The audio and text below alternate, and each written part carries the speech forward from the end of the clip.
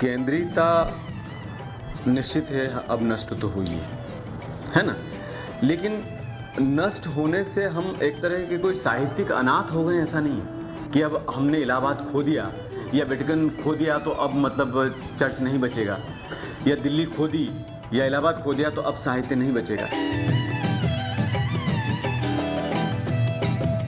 चंपू को कुछ दे दो ताकि उसका मुंह बंद रहे। 15 अक्टूबर 2000 श्री प्रमोद त्रिवेदी से बातचीत, उज्जैन। पर्दा पूरा खींच दो और बत्ती बुता देना वहां का। और क्या कविता सुनाई। तो अगर हमको आप इन तीनों शहरों के शब्द चित्र हमारे लिए प्रस्तुत कर दें तो। ऐसी बढ़िया बातें आप नहीं कर रहे कि हम इसकी पेमेंट भी करें। समाज के इतिहास ने जितना हम लोगों के भीतर जानने और महसूस करने देखने की इच्छा इतनी ज्यादा थी कि अनाथ समाज के इतिहास ने साहित्य के इतिहास को जितना निर्णायक रूप से और गहरे रूप से नक्सलवादी आंदोलन के दौर में प्रभावित किया, उतना केवल स्वाधीनता आंदोलन के दौर में हुआ था, उसके बाद मुझे कभी नहीं लगता कि हुआ होगा। जितना हम लोगों के भीतर जानने और महसूस करने देखने की इच्छा इतनी ज्यादा थी कि हम लोग शायद बिना देखे और बिना जाने भी उन चीजों के बारे में बहस कर सकते थे। आज भी आप देख लीजिए कि लोग के अंदर तुलसी जो है एस्टेब्लिश है, चाहे उसके कारण दूसरे रहें, पर कहीं न कहीं वो अगर वो याद कर लेते हैं तो शब्दों को तो याद कर रहे हैं, उसके मीनिंग को तो याद कर रहे हैं।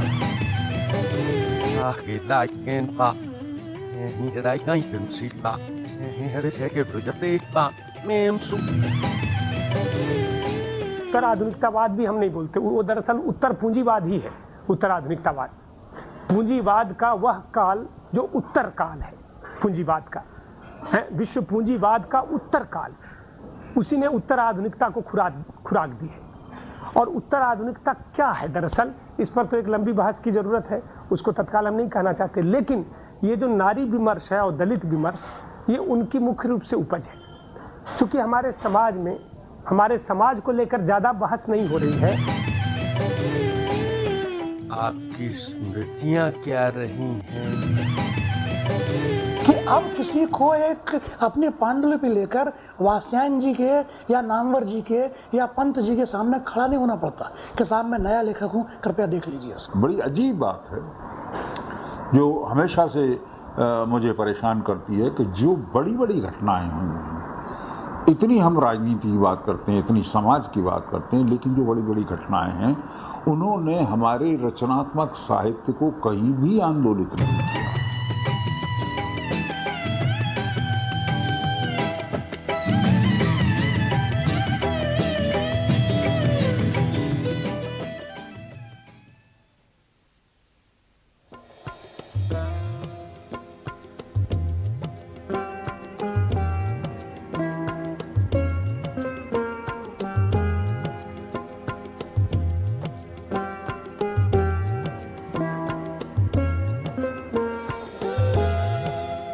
हमारा हिंदी साहित्य, साहित्यिक समाज, साहित्यकार, उनकी दुनिया, उनकी यादें।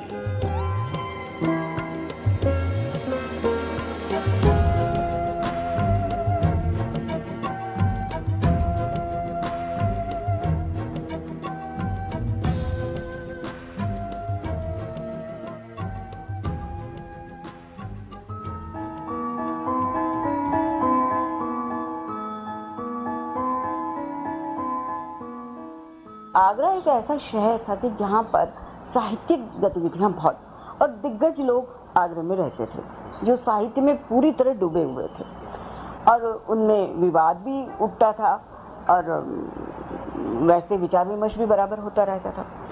उस समय एक श्रद्धा रूपी सरिता का प्रवाह हम लोगों के बीच में रहता था जो आज हमें नहीं दिखता है। साहित्य केवल कुछ लोगों के लिए पेशा जरूर रहा होगा, लेकिन वो उनकी निष्ठा भी था और बड़े समर्पण के भाव से वो काम करते थे, एक दूसरे को अपनी रचनाएं सुनाते थे, गुण दोष जानना चाहते थे, उत्तेजित नहीं होते थे। नहीं, शहर में तो मैं तो नहीं मानता कि शहर में इस तरह की कोई विशेषता होती है।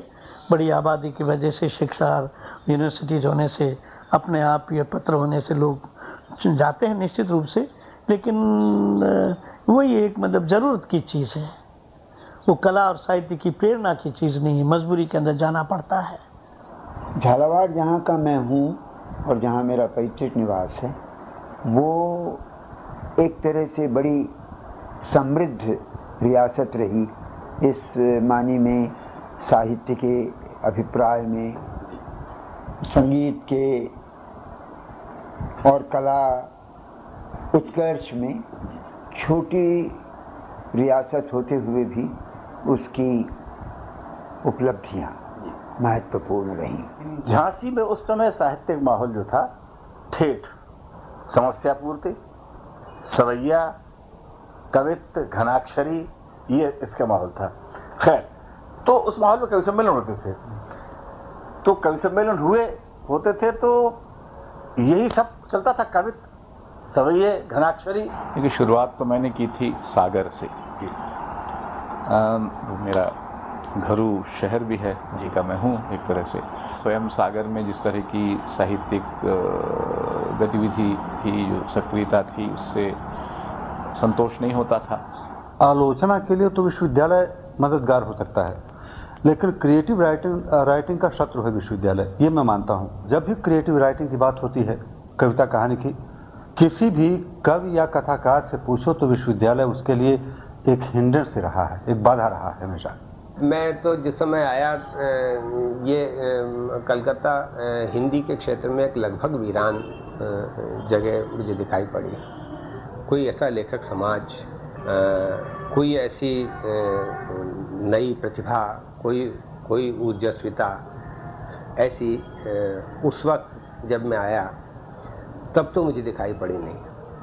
भागलपुर में भी ऐसी कोई अच्छी स्थिति नहीं थी।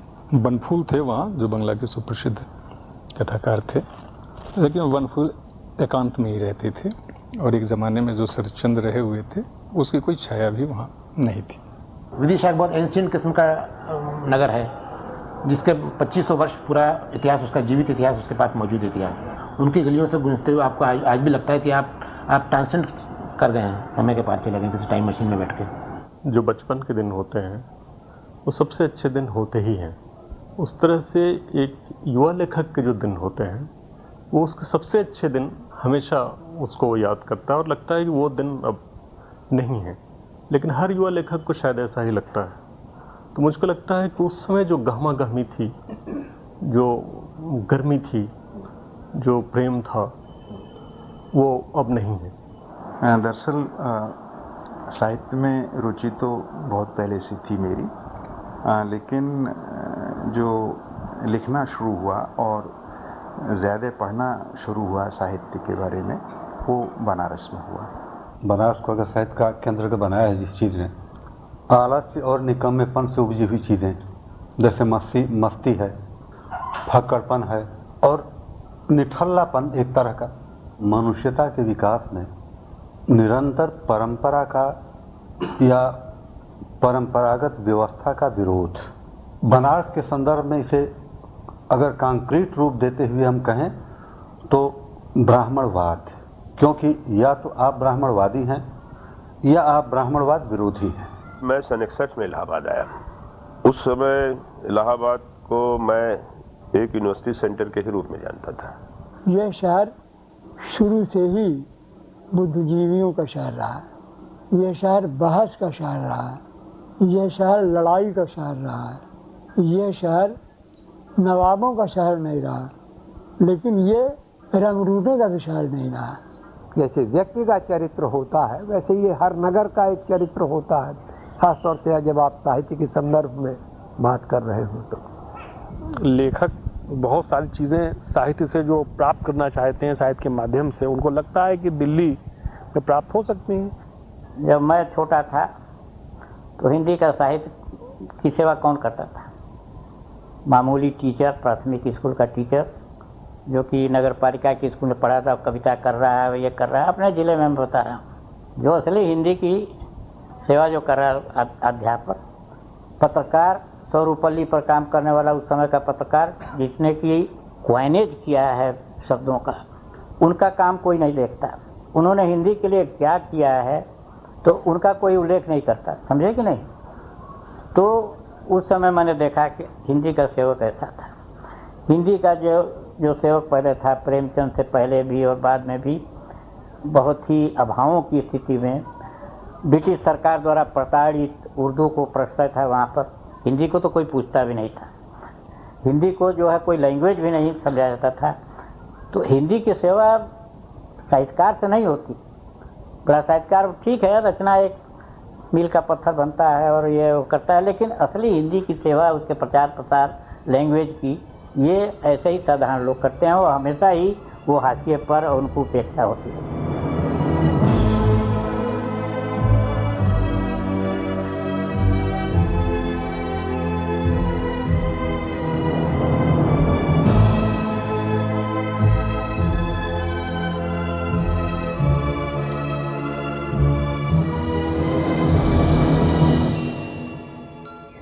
वो समय था कि इलाहाबाद में बहुत सारे लेखक थे, जाहिर है एक केंद्र था, पंत जी थे, यानी अगर जनगणना जैसी करें तो पंत जी, महादेवी जी, निराला, बच्चन, शमशेर, इधर भगवत उपाध्याय, पंडित, महापंडित वो रह रहे थे यहाँ।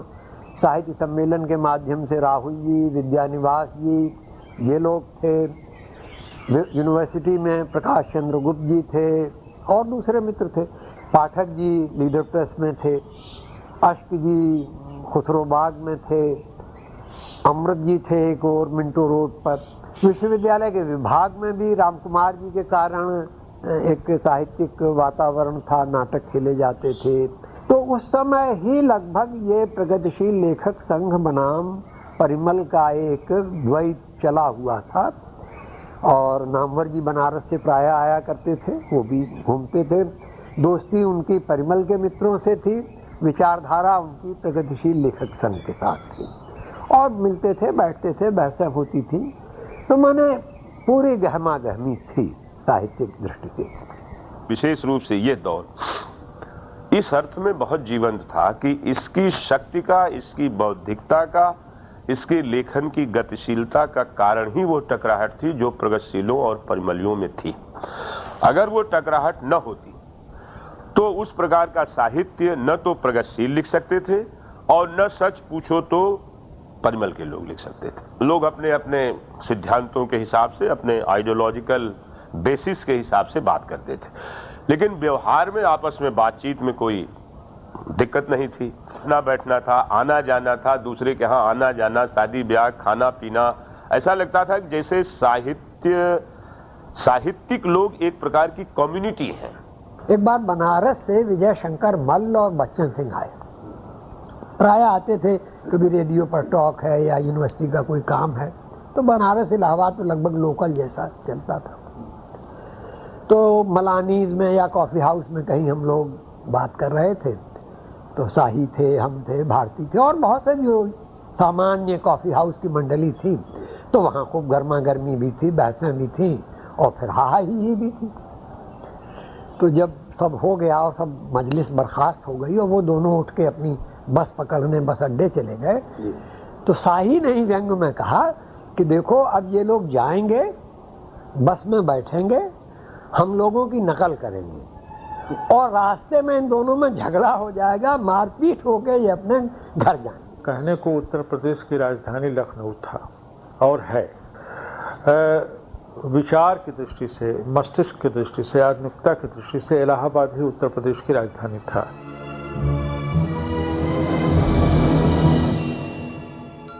यहाँ का बनारस का बुजुर्ग आदमी नौजवानों से बात करते समय अपनी हेठी समझता है।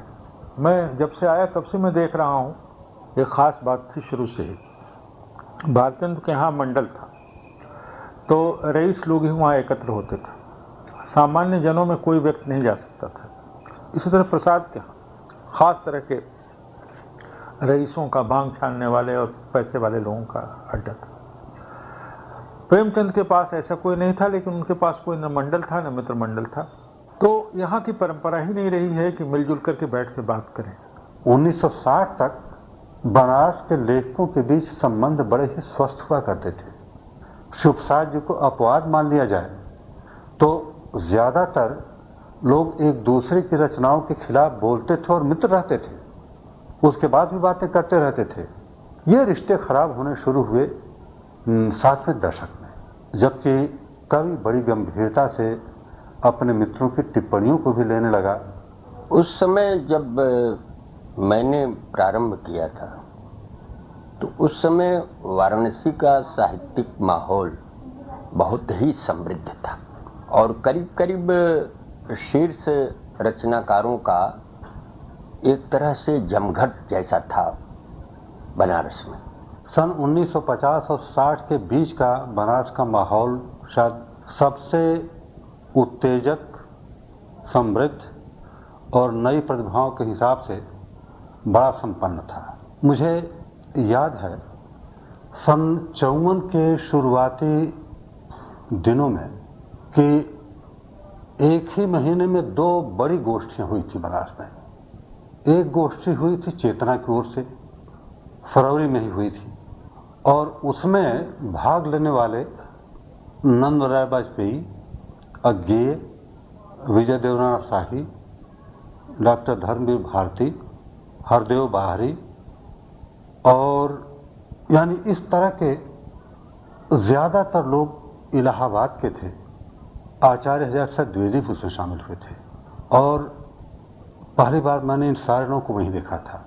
बनारस में एक और परिषद था, प्रसाद परिषद, और प्रसाद परिषद की मीटिंगें प्राय शहर में हुआ करती थी। उसमें मैं, मल्ल जी और ये बेटा बनारसी सभी लोग शामिल होते थे। संपूर्ण जी उसके अध्यक्ष थे। वाजपेयी जी भी उसमें कभी कभी शामिल होते थे। कभी कभी उसकी बैठकें बजड़े पर हुआ करती थी और बजड़े पर की बैठकें जो हैं बड़ी शानदार, रंगीन और खाने पीने की प्रचुर सामग्री के साथ संपन्न होती थी। आप जानते हैं उन दिनों ये संघर्ष और झगड़ा बहुत कम था, शांतिपूर्ण सह अस्तित्व कह लीजिए। अपनी अपनी उनकी दुनिया थी और कोई रागत द्वेष उस प्रकार का नहीं था। स्पर्धा अच्छा से अच्छा काम करना, लेकिन उस तरह का द्वंद्व, संघर्ष, तनाव, आंदोलन नहीं था। ये गोष्ठियां थी और मुख्य उद्देश्य था कि साहित्य और हिंदी और अब जिस विचार को मानते हैं उन विचारों को रखते रहे, लेकिन एक अद्भुत सहिष्णुता थी। सभा में भी यूनिवर्सिटियों से अलग गोष्ठियां होती थी, व्याख्यान होते थे, बाहर से लोग आते थे, उसमें विश्वविद्यालय के लोग भी रहा करते थे। 41-42 के दिनों की बात है। शिवदान सिंह चौहान हंस का संपादन कर रहे थे और मौजूद थे, और जिस स्कूल में पढ़ता था उसमें उनके बड़े प्रिय सागर सिंह नागर कविताएं भी लिखते थे। और एक गोष्ठी को मुझे अब भी याद है जिसमें चौहान जी, शमशेर जी, त्रिलोचन ये आए हुए थे, और वो सरसौली मोहल्ला एक कहलाता है उदय प्रताप कॉलेज के पास, वहीं एक लॉज था, उस लॉज में सागर सिंह रहते थे, उन्होंने बुलाया था।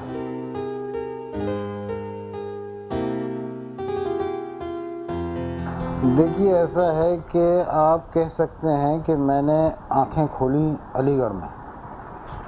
ये अलीगढ़ का वो दौर है जो 1962 से शुरू होता है, 61-62 से, और ये जारी रहता है 1968 या एक माने में 1975 तक। उस ज़माने में एक वहाँ हुआ करती थी यूनिवर्सिटी कैंटीन, जिसके जो ठेकेदार थे वो थे एक उर्दू के शायर जिनका नाम था जावेद कमाल।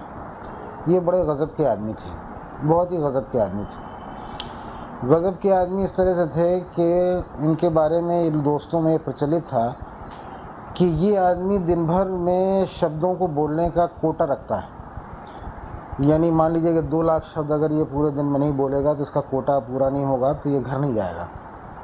ये किसी को रोक लेगा, कैंटीन में बिठाएगा और कॉफ़ी के ऊपर कॉफ़ी और चाय पे चाय और सिगरेट पे सिगरेट पिलाता रहेगा और ख़ुद भी पीता रहेगा और बोलता रहेगा। जब इसका कोटा पूरा हो जाएगा 12 बजे रात को, तभी ये कैंटीन से उठ सकता है। इनकी कैंटीन जो है वो गढ़ थी, जहाँ राही आते थे, मुनीबुर रहमान आते थे, जज़बी साहब बराबर आते थे, कुंवरपाल सिंह आते थे, शहरयार आते थे। उस ज़माने के जो काजी अब्दुल सत्तार आते थे, तो उस ज़माने में अलीगढ़ के जो बहुत अच्छे लेखक थे वो इस कैंटीन में आके शाम को बैठते थे और किसी भी विषय पर, ज़रूरी नहीं कि वो साहित्यिक हो, बातचीत होती थी।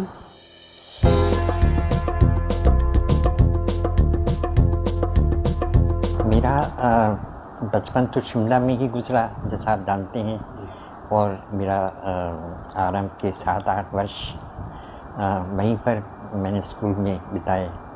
लेकिन तब तो मेरे में इतनी चेतना नहीं थी कि मैं कुछ शिमला की साहित्यिक गतिविधि के बारे में कुछ भी दिलचस्पी ले सकता या मुझे कोई ज्ञान होता।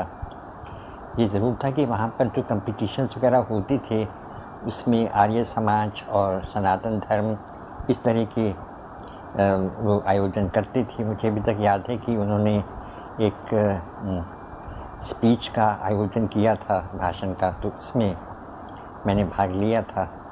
और एक कवि सम्मेलन भी हुआ था जिसमें कि हर व्यक्ति किसी न किसी के स्वर में कविताएं पढ़ता था। जैसे कोई बच्चन बन गया है तो बच्चन की कविताएं, कुछ कोई निराला की कविताएं, लेकिन इस तरह से जैसे कि वो बच्चन ही है और वो निराला है।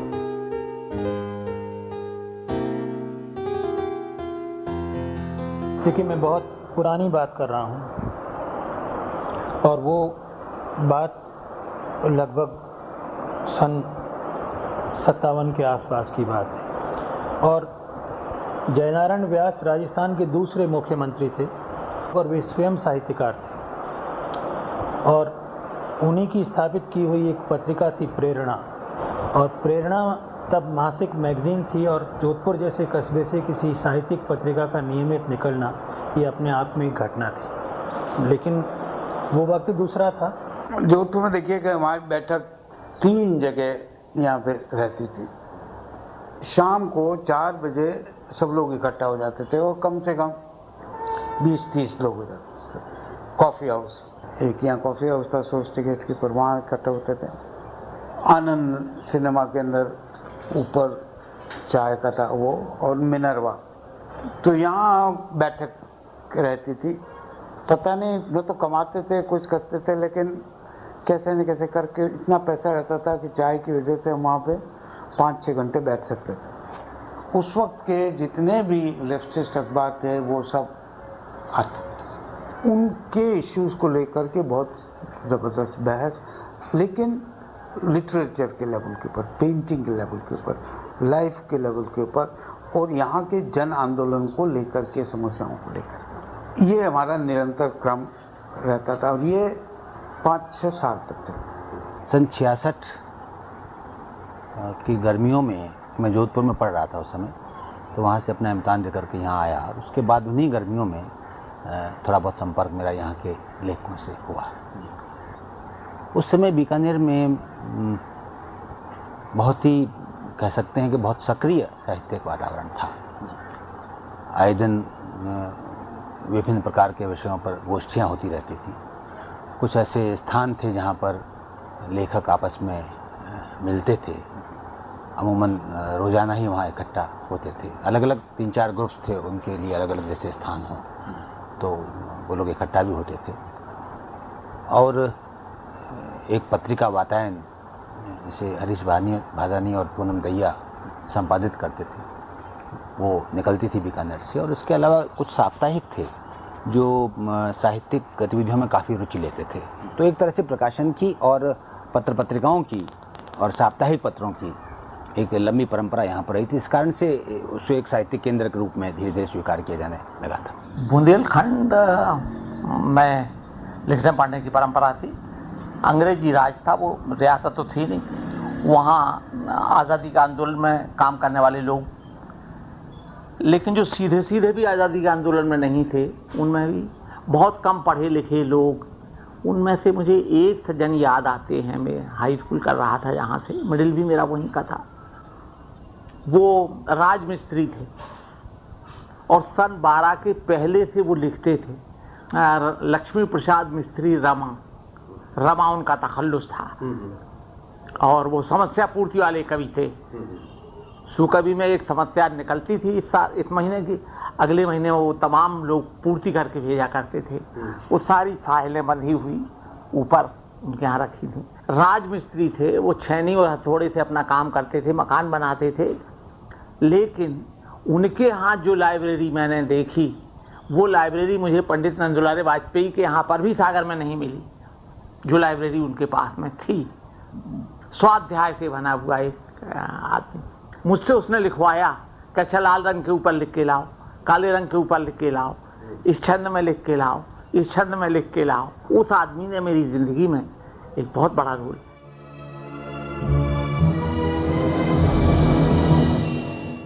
एक लक्ष्मी प्रसाद मिश्र, लक्ष्मी प्रसाद रमा हृदय, ऐसा कुछ उनका नाम था, कवि थे, पुराने किस्म की कविता लिखते थे। तो उन्होंने एक गोष्ठी होती थी, छोटी मोटी गोष्ठियों में हम लोग जब स्कूल में थे तब भी जाने लगे थे, क्योंकि ये एक मान्यता का भी एक मतलब हम लोग कुछ कर रहे हैं भाई, हम भी इस मजलिस में शामिल हों। तो उसमें होता ये था कि एक बार मुझे याद है कि वो रमा हृदय थे और लोग थे, ज्वाला प्रसाद जोशी भी थे, सुकुमार श्रीवास्तव थे, रमेश चंद्र भी थे, मैं था। ये तो गोष्ठी हो रही थी, तो उसमें बाहर चाय के प्याले कुछ खटखटाने लगे। तो रमा हृदय जो उसकी अध्यक्षता कर रहे थे, उनका ध्यान उस ओर गया। तो किसी ने कहा कि देखिए यहाँ हम कविता पढ़ रहे हैं और आप का ध्यान जो है वो चाय की तरफ है। कहाँ गए? रमा हृदय कोई अंग्रेजी नहीं जानते थे, तो फिर भी उन्होंने अंग्रेजी में कहा कि poetry is good but T is better.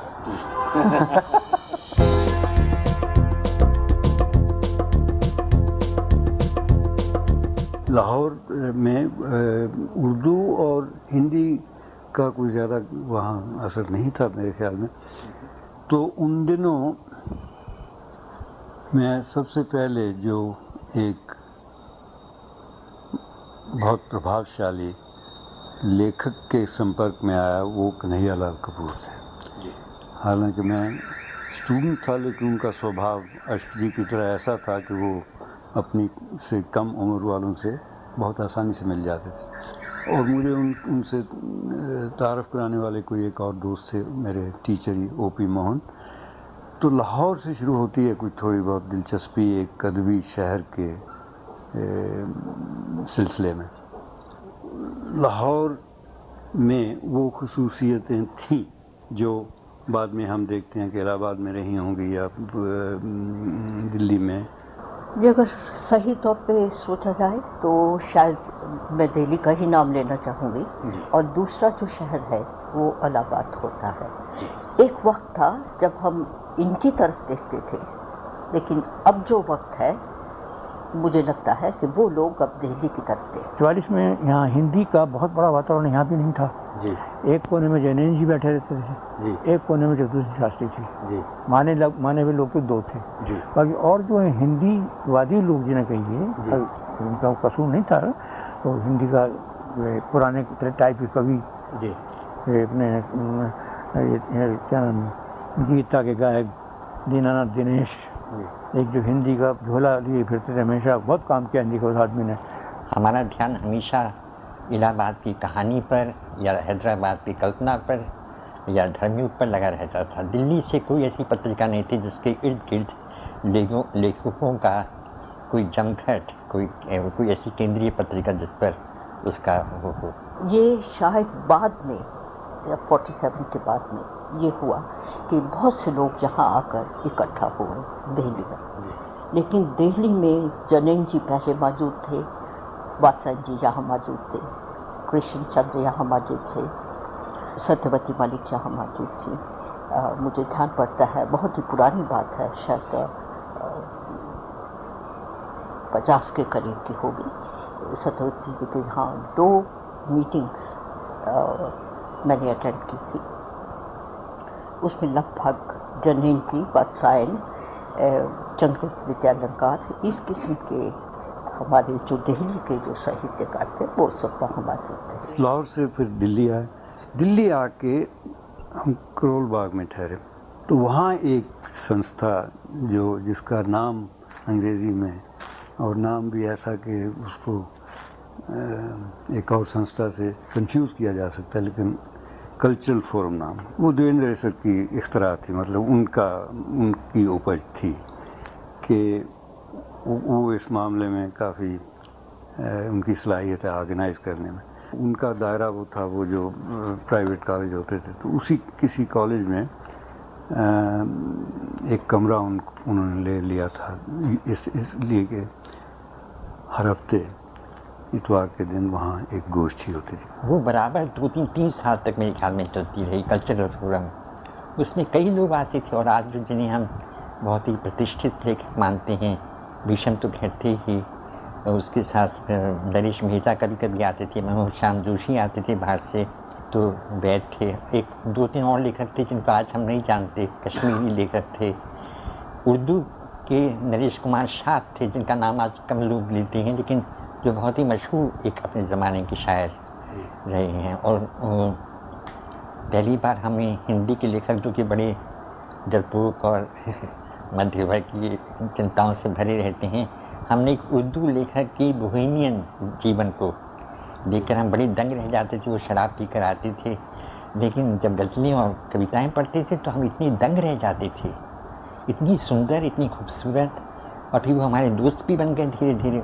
जो कॉफ़ी हाउस था, वहाँ सुबह लोग जाके बैठते थे और लगातार बैरर्स की ड्यूटी बदलती रहती थी, और वो लगातार शाम हो जाती थी, और कोई भी एक साहब जिनके पास ज़्यादा पैसे होते थे, उन्हीं को सारा बिल चुकाना पड़ता था। धीरे धीरे वो लोग जो अक्सर इस बात के शिकार हो जाते थे, उन्होंने वहाँ जाना छोड़ दिया। हमको लगा कि 10 आदमी बैठे हुए हैं, ऐसी बढ़िया बातें आप नहीं कर रहे कि हम इसकी पेमेंट भी करें।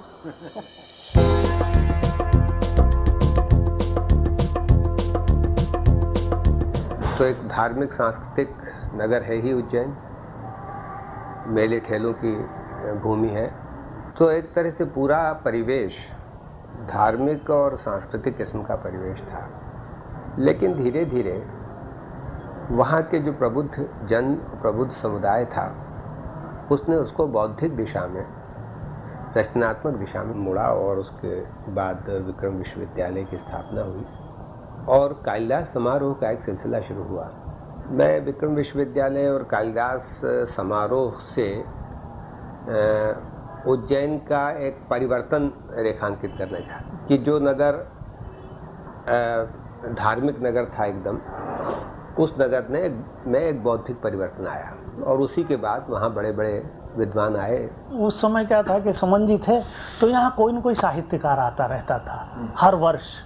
जब तक सुमन जी माधव कॉलेज में थे, यहाँ दिनकर आए, यहाँ बच्चन आए, मैंने हिंदी के बड़े बड़े लोग आए।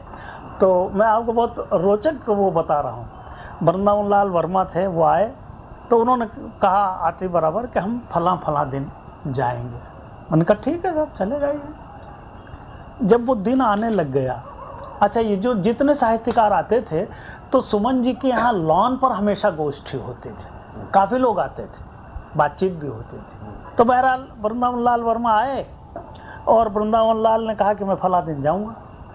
जब वो दिन नज़दीक आने लग गया, तो उन्होंने मुझसे कहा, मुझे वो पता नहीं क्यों जर्नैल कहते थे, तो कहने लगे जर्नैल हमको परसों जाना है।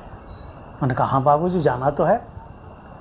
कहने मगर हमारी जाने की इच्छा बिल्कुल नहीं है। तो मैंने कहा बाबूजी मत जाइए।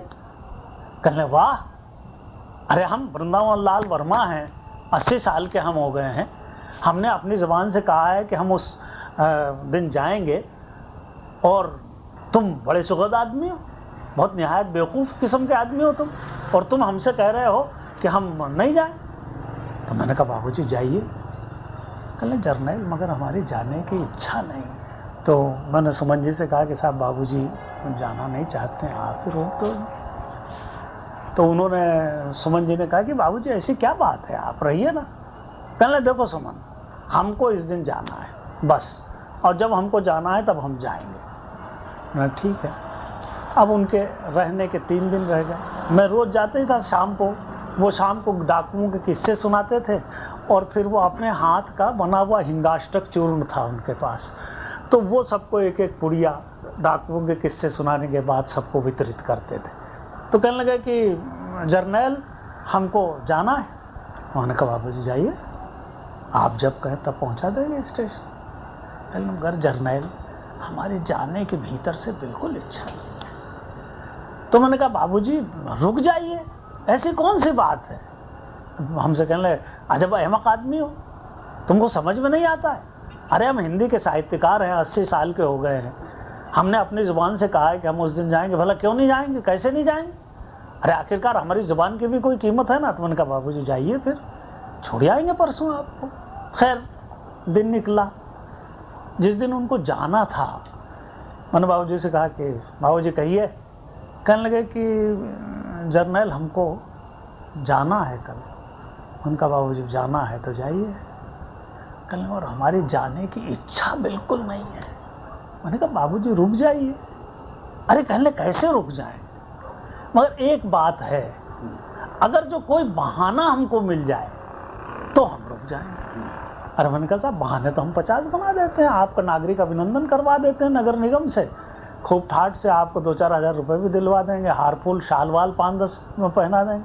बोले नहीं नहीं, ये तो बनाया हुआ बहाना है, असली बहाना चाहिए। मैंने कहा बाबूजी असली बहाना तो। खैर वो दिन आ गया। कहने जर्नैल अच्छा शाम तक देखते हैं कोई बहाना है कि नहीं है, और शायद निकल आए। नहीं हुआ। हम शाम को करीब 8 बजे पहुँचे, 10 बजे उनकी गाड़ी जाने वाली थी। कहने जर्नैल अब हमको जाना ही पड़ेगा। मैंने कहा बाबूजी रुक जाइए। कहने तुम निहायत चौबद और बेवकूफ़ आदमी है।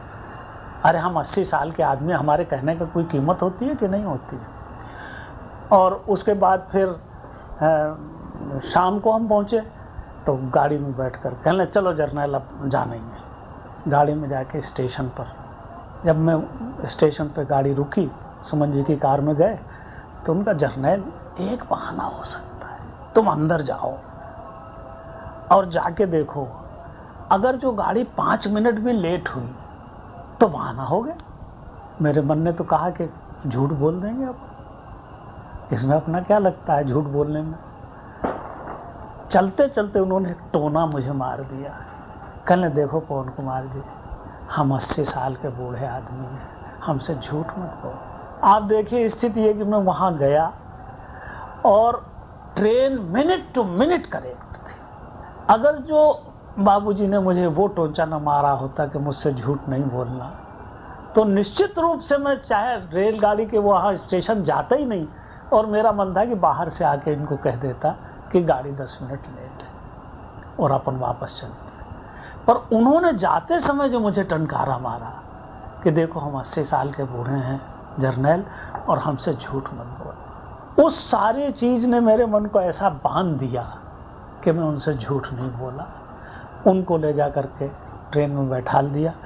वो गाड़ी में से उनके ऊपर की बर्थ थी, तो उस 80 साल की उम्र में भी वो सर्र सर्र करके ऊपर बैठ गए और मुझसे कहने लगे जर्नैल अब तुम हमारी आंखों के आगे से हट जाओ। उनका बाबूजी गाड़ी जाएगी तब जाएगी। कहने नहीं, तुम जितना हमारे सामने खड़े रहोगे उतना हमारा मन कमज़ोर होता है, और हम तुमको आदेश देते हैं कि तुम हमारा कंपार्टमेंट से नीचे उतरो और अपने घर चले जाओ। मैं नीचे उतरा, घर चला आया, बाबूजी चले गए, और चले गए तो 3 महीने बाद उनकी मृत्यु हो गई, वो हमेशा के लिए।